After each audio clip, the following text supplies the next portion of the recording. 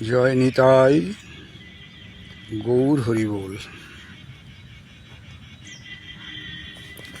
শ্রীধাম বৃন্দাবন থেকে বলছি।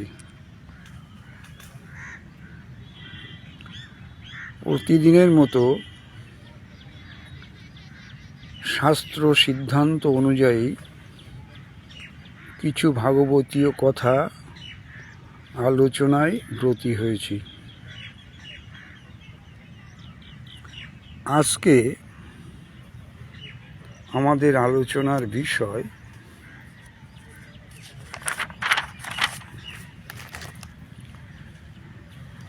বিশ্বরূপ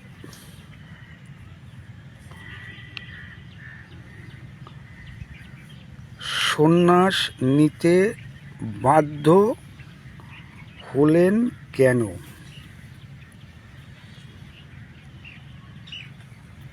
বিশ্বরূপ সন্ন্যাস নিতে বাধ্য হলেন কেন?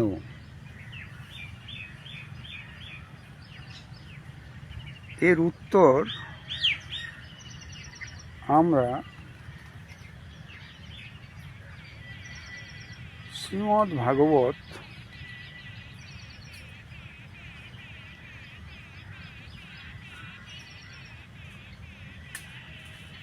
আদি খণ্ড ৬ষ্ঠ অধ্যায় ১৭ থেকে ২৮ নম্বর পয়ার থেকে জানব।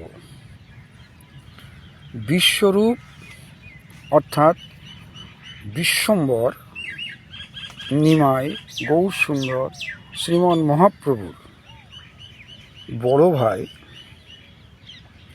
বিশ্বরূপ সন্ন্যাস নিতে বাধ্য হলেন কেন? আসুন বৃন্দাবন দাস ঠাকুর মশাইয়ের কলম থেকে এটা আমরা জেনে নিই। চৈতন্য ভাগবতের আদি খণ্ড ৬ষ্ঠ অধ্যায়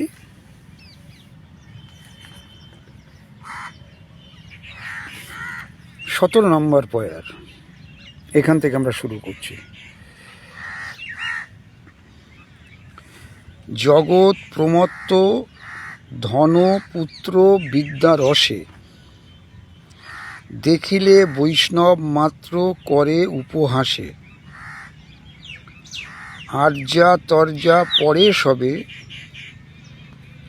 বৈষ্ণব দেখিয়া জ্যোতি সতী তপস্বীও যাইব মরিয়া। তারে বলে সুকৃতি যে দোলা ঘোড়া চড়ে ১০-২০ জন যার আগে পাছে নড়ে। তখনকার নবদ্বীপের অবস্থাটা কেমন? এত যে গোসাই ভাবে করয়ে ক্রন্দন, তবু তো দারিদ্র দুঃখ না হয় খণ্ডন। ঘন ঘন হরি হরি বলি ছাড়ে ডাক, ক্রুদ্ধ হবে গোসাই যে পড়িবে বিপাক। এই মতো বলে কৃষ্ণ ভক্তিশূন্য জন, শুনি মহা দুঃখ পায় ভাগবতগণ। কোথাও না শুনে কেহ কৃষ্ণের কীর্তন, দগ্ধ দেখে সকল সংসার অনুক্ষণ। দুঃখ বড় পায় বিশ্বরূপ ভগবান, না শুনে অভীষ্ট কৃষ্ণচন্দ্রের আখ্যান। আসলে ভক্তরা চায় ভগবানের আলাপ আলোচনা হোক, বর্ণনা হোক, তাহলে তারা খুশি হন। কিন্তু এখানে দুঃখ পাচ্ছেন বিশ্বরূপ। গীতা ভাগবত যে যে জনে বা পড়ায়, কৃষ্ণ ভক্তি ব্যাখ্যাকার না আইসে জিহ্বায়। কুতর্ক ঘুষিয়া সব অধ্যাপক মরে, অর্থাৎ শাস্ত্র বিরুদ্ধ তর্ক, সেই শুধু প্রচার করে বেড়ায়।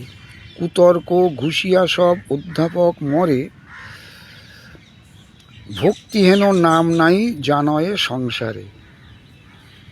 অদ্বৈত আচার্য আদি যত ভক্তগণ, জীবের কুমতি দেখি করয়ে ক্রন্দন। দেখুন কিভাবে দুঃখ পাচ্ছেন ভক্তরা।